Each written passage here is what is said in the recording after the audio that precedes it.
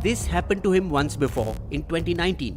Mr. Anil Ambani, either you pay Ericsson 453 crore rupees or go to jail. That time his super rich brother saved him from that fate. And then it happened again this year. You are personally liable to the 3 Chinese banks for Arcom's use of $700 million. But sir, I have a net worth of 0. Youth icon, industrialist, socialite and fitness enthusiast, the richest to rag story of Anil Ambani could well be a plot for a Bollywood film. Just like his father Dhirubhai Ambani, who also inspired a film, Guru. Dhirubhai was legendary for his audacious vision and his ability to successfully implement it. If you don't build your dreams, someone else will hire you to help them build theirs. While Dhirubhai started as a petrol pump attendant in Aden, Yemen, his sons Mukesh and Anil walked straight to the director's cabin. While Dhirubhai returned to India with just 500 rupees, set up Reliance and took it public in 1977, the boy started life sitting on its board. At the time of his death in 2002, Forbes ranked Dhirubhai Ambani as the world's 138th richest person with a net worth of $2.9 billion, leaving behind one of India's biggest companies worth 75,000 crore. Unthinkable to him that his 2 sons would fight over his legacy, Dhirubhai did not leave behind a will. Despite cracks forming between the 2 brothers even during his lifetime, who were then chairman and managing director of Reliance Industries respectively. After the father's death, these cracks came wide into the open over who would own which company. There was no question as to who would get their flagship petroleum company Reliance, because Mukesh was the one who had built their main Patal Ganga plant and understood the business intricately. Reliance Communications, India's second largest telecom company at the time, was also Mukesh's baby, having envisioned and built it from scratch. But Anil wanted it. Finally, it was their mother Kokila Ben in 2004-05, I need Arcom, mom. supported by external negotiators, chartered accountant S. Gurumurthy and banker KV Kamath, who stepped in to divide the conglomerate. Mukesh got all the old economy companies, Reliance Industries, Petroleum, IPCL, Infrastructure, while Anil got all the new economy companies and renamed his group ADAG, Arcom, Reliance Capital, Energy, Natural Resources and Broadcasting. Anil's legacy left him as the 6th richest man in the world with a net worth of more than $42 billion, just one step below his elder brother's $43 billion. And it was broadly expected that since Anil had control over sunrise sectors, he would do better than Mukesh in the long run.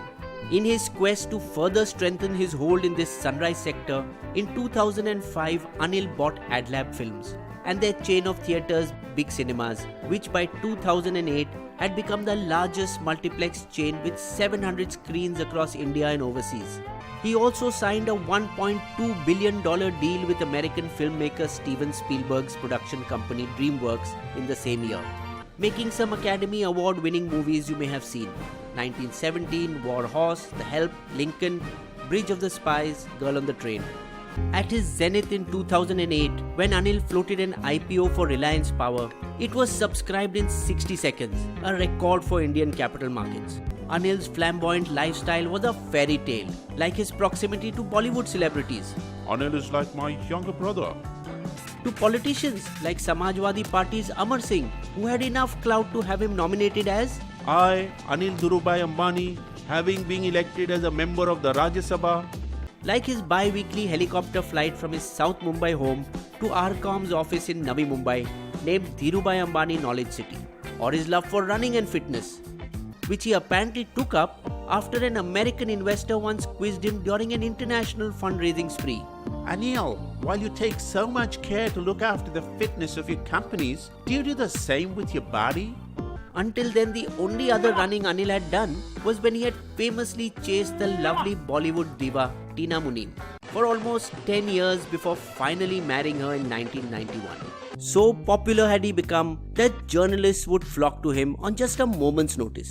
With elder brother Mukesh boasting of the most expensive house in Asia worth $700 million, 4,500 crore, Anil planned his own luxurious house abode, also worth about the same amount, in Bandra's Pali Hill, which is still under construction. With so much money and attention around, it seemed Anil's star would shine forever. Things, however, did not go as planned. Relations between the once close brothers that were until then civil soured.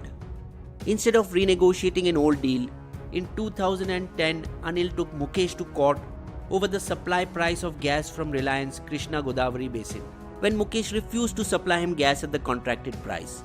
Under the terms of the 2005 gas agreement brokered by their mother, Mukesh's RIL had contracted to supply gas to Anil's RNRL at $2.34 per MMBTU, even though its price had since risen sharply in international markets. But the Supreme Court, in accordance with the government's gas utilization policy, fixed the price at $4.20 per MMBTU in favor of Mukesh's RIL. His next hit was in telecom. When RCom was set up, they adopted the cheaper CDMA technology, while rivals such as Airtel and Hutch used the more expensive GSM. While CDMA was a superior technology at 2G and 3G levels, the world was moving towards 4G and beyond, which it could not support. Once the 10-year anti-competition clause with his brother lapsed in 2015, Mukesh launched Jio and changed the face of the telecom industry in India. Within 3 years of Jio's launch, RCom's 1.65 lakh crore market capitalization lost over 98% of its value and eventually went into insolvency proceedings in May 2018. Both these were big setbacks for Anil. Now his dominoes began to fall one by one. In an effort to reduce debt, in 2014, Anil sold big cinemas to Carnival for 710 crore. And 2 years later, parts of his TV and FM radio business to Zee for 1,872 crore. During his heydays, Anil, to showcase his engineering capability, took huge loans to build Mumbai's Sea Link and the city's Versova-Ghatkopar metro, both projects done below cost. Despite things falling all around him, Anil, without domain knowledge, tried his hand in the defense sector when in 2016 he bought Pipapav Marine and Offshore Engineering. So it was no surprise when the diversification failed and the market cap of Pipapav, renamed Reliance Naval, fell 90% in 2019 from $1 billion to $100 million. The furor over the Rafale deal in Parliament also added to his woes. Finally, the profit-making and cash-generating Reliance Energy was sold off to Adani in 2017-18 for $2.5 billion, 18,000 crore, to pay off debts. Loans that Anil defaulted on worth 12,800 crore also played a part in the downfall of Yes Bank. As of December 31, 2019, Anil Ambani's telecom, naval, infrastructure and power businesses have defaulted on loans over 43,800 crore, $6 billion. His pile of debts has also affected his other projects, be it the Delhi Metro or power projects in Madhya Pradesh.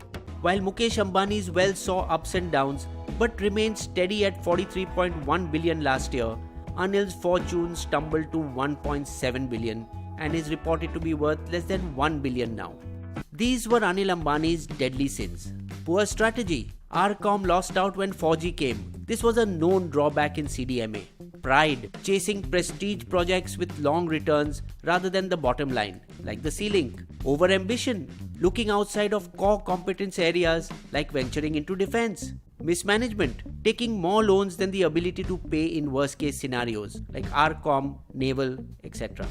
Mukesh, on the other hand, has not only kept a deep focus on his core business but entered two major sunrise sectors, retail and telecom, through a well-crafted strategy. Anil is not the only one to lose his fortune. Ranbaxy's Shivinder and Malvinder Singh lost their ancestral 2 billion empire. Shashikant and Ravikant Ruya had to let go their bankrupt SR Steel to ArcelorMittal.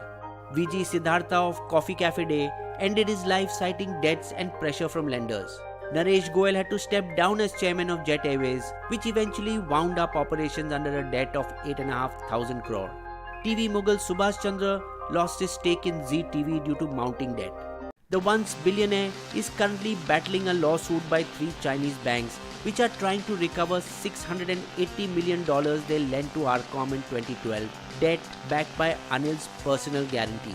In a further spate of bad luck, Reliance Capital, the only business which was still doing well, also got hit due to global recession after the coronavirus epidemic.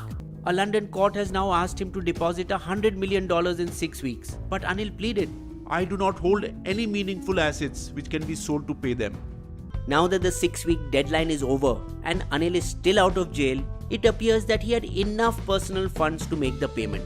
After the Jio Facebook deal, Big Brother Mukesh soars even higher. But with limited resources left, the question is, what next for Anil Ambani? BISBO's Limerick. This is the story of Anil Ambani. How his life was once full of glory, but his debt overloaded and capital eroded. What chapters are left in this riveting story?